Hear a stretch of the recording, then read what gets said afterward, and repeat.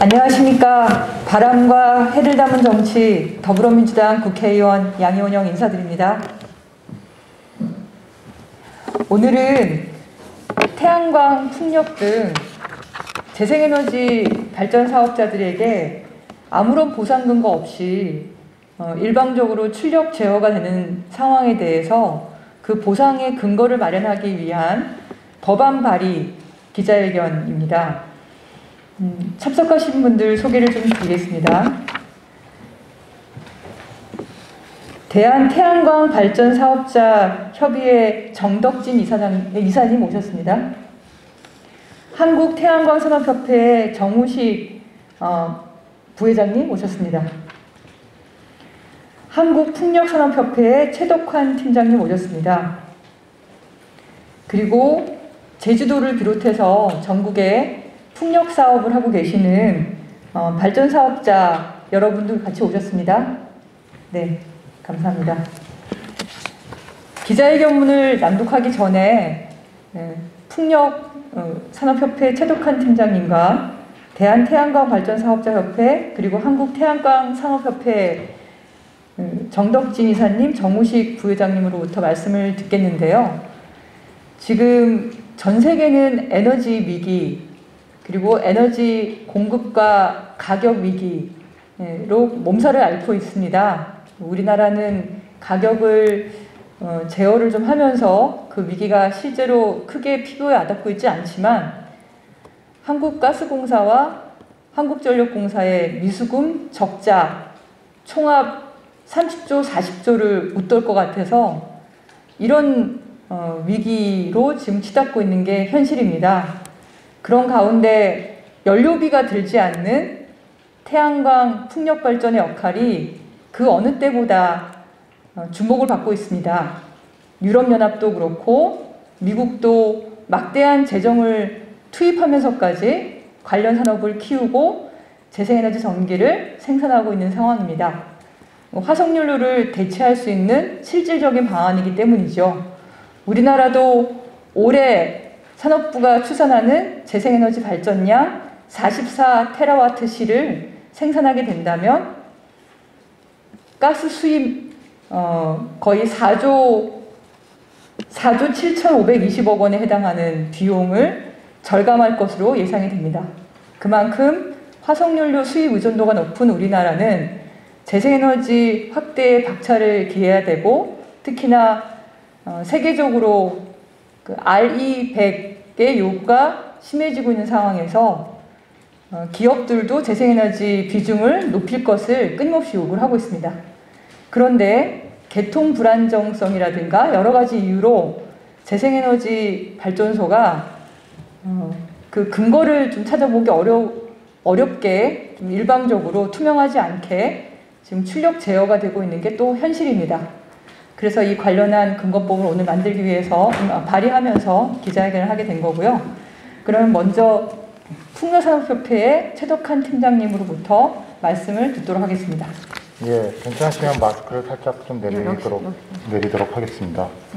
예, 안녕하십니까. 저는 한국풍력산업협회 최덕환 대의협력팀장입니다. 저는 오늘 제주도에서 그 출력 제어를 받고 있는 6개 사업자분들과 함께 이 자리에 서게 됐습니다. 정부의 이제 기준 없는 출력 제어를 통해서 가장 고통받고 있는 사업자들이 저희 이제 풍력 사업자들이고요. 특히 제주 지역은 이제까지 2015년부터 285회, 일수로는 285회이고 횟수로는 700여 회에 달하는 출력 제어를 하고 있는 상황입니다. 이로 인해서 손실된 금액만 거의 50억 원에 달하는 수준입니다. 우리는 어떤 기준에서 어떤 시기에 어떻게 출력 제어를 할 것인지에 대한 사전 조치라든가 아니면 기준에 대해서는 어떤 얘기도 듣지 못한 채 그저 전력 당국의 명령에 따라서 묵묵하게 출력 제어를 하고 있는 상황입니다. 하지만 이런 경우에도 뚜렷한 기준과 합리적인 어떤 보상 기준이 마련되지 않기 때문에 항상 불안해하며 신규로 새로운 프로젝트를 하더라도 재생에너지 프로젝트를 하더라도 금융조달 측면에서는 아무런 이제 그 보전을 받기 어렵기 때문에 조달 상황 자체도 어려운 그 지경에 이르르고 있습니다. 이런 경우라면 우리나라의 그 재생에너지 전체 산업이 초기부터 흔들릴 수 있다는 그런 우려까지도 있습니다. 아무쪼록 이번 이 법안을 잘 이제 통과가 돼서 이러한 이제 보전 상황들이 잘 이루어졌으면 좋겠고요. 법안을 발의해 주신 대표 발의해 주신 양혜원 의원님과 함께 하신 의원님들께도 감사의 말씀을 좀 드리겠습니다. 감사합니다. 네, 다음은 대한태양광 발전 사업자 협의회 정덕진 이사님으로부터 말씀을 청해 듣도록 하겠습니다.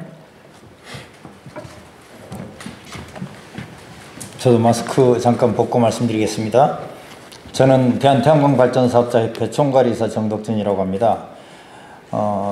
태양광 발전 사업자들은 대부분 저처럼 퇴직을 하시고 나이가 상당히 드신 분들이 퇴직금 또는 은행 대출을 가지고 태양광 발전소를 설립을 해서 운영을 하고 있습니다. 저희들이 태양광 발전 사업을 시작을 할 때 당시에는 국가에서 많이 권장을 했었고, 그래서 국가의 사업에 부응을 하고 또 일종의 국가에 충성을 한다는 그런 사명감을 가지고 태양광 발전 사업을 시작을 했는데, 작년 재작년 같은 경우에는 원리금 상환이 안 되는 굉장히 어려운 상황을 겪으면서 고통을 감내해 왔었습니다.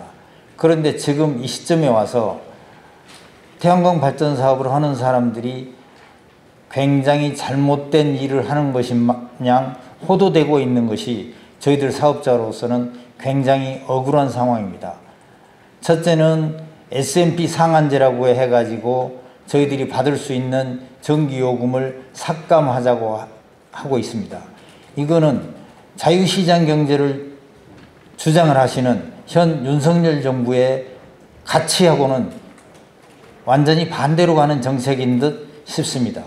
두 번째, 지금 출력 제어를 한다고 하는데, 출력 제어를 지금 풍력도 그렇고 태양광도 그렇고 제어를 많이 당하고 있습니다만은, 이 출력 제어를 하는 기준도 모호하고 공평하지도 아니하고 그런 자료도 공개되지 아니하고 출력 제어에 대한 보상도 없고 어떤 기준으로 어떻게 하고 있는지, 향후 어떻게 할 건지 그런 거에 대한 전혀 근거나 대책이나 자료 공개가 없이 이렇게 한다는 것은 현 정부의 입장을 이해할 수가 없습니다. 그래서 차제에 우리 양혜원 의원님을 포함한 여러 의원님들께서 출력 제어 보상안에 대해서 안을 마련하시고 법률을 출원을 하시니까 이제 앞으로 이런 부분이 해소가 될 수 있지 않은가 하고, 앞으로도 풍력이든 태양광이든 앞으로 나아가야 할 방향이 세계적인 추세이고 아리백을 맞추기 위해서는 아니할 수 없는데, 지금 여기서 통제 제어만 할 게 아니고 같이 윈윈할 수 있는 방안을 마련해 주시는 것이 저희들이 희구하는 바입니다. 이상입니다. 감사합니다. 네, 다음은 한국태양광 산업협회 정우식 부회장님으로부터 말씀 청해 듣도록 하겠습니다.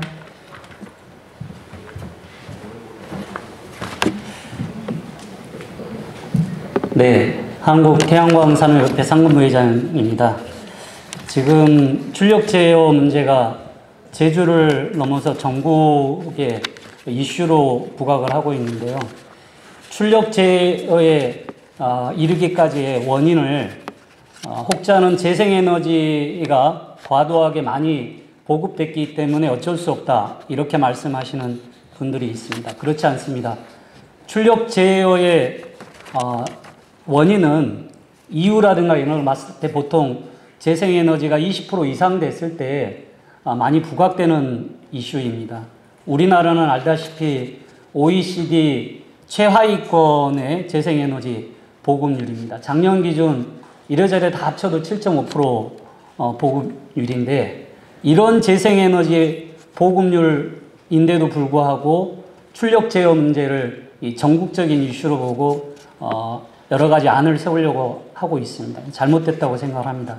출력 제어에 문제가 발생하는 원인은 첫 번째, 정부가 재생에너지 발전 방향에 맞는 개통 보강을 하지 않았기 때문입니다. 못했을 수도 있지만, 두 번째는 그에 걸맞는 ESS라든가 양수 등의 저장 장치, 저장 이 관련 부분들을 준비하고 있지 못하기 때문입니다. 그 이유가 굉장히 좀 크고요. 세 번째는 전 세계적으로 화석 연료에 의한 발전 부분들을 급속히 줄이려고 하는 노력들을 열심히 하고 있습니다. 즉 화석 연료 화력 발전을 줄이는 이 노력, 세 번째로 이걸 같이 하면서 재생에너지 보급을 신경 썼어야 되는데 그러지 못했던 정책 당국의 잘못이 있다고 생각합니다. 앞으로 출력 제어 문제는 계속 부각이 될 텐데 이걸 근본적으로 해결하기 위해서는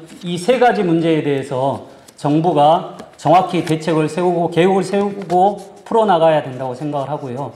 마지막으로 어쩔 수 없이 출력 제어를 당해야 되는 부분이라면 정확히 출력 제어의 원칙과 기준 그리고 그에 따른 피해가 발생된다면 정확히 보상해주는 체계, 시스템을 만들어 주셔야 그래야지 정부 정책을 믿고 이 재생에너지 보급 사업을 하는 사업자와 재생에너지 생태계의 건강성을 유지할 수 있을 거라고 생각합니다. 이 점을 부탁드리겠습니다. 고맙습니다. 네, 감사합니다. 우리가 태양광 발전 1kWh를 더 생산하고 풍력 발전 1kWh를 더 생산하는 만큼 가스와 석탄 발전 1kWh가 덜 생산되고 그만큼 온실가스가 적게 나오고 배출가스가 더 적게 나오고 방사능 오염이 더 줄어들고 핵폐기물이 더 줄어드는 그런 방향으로 가는 겁니다.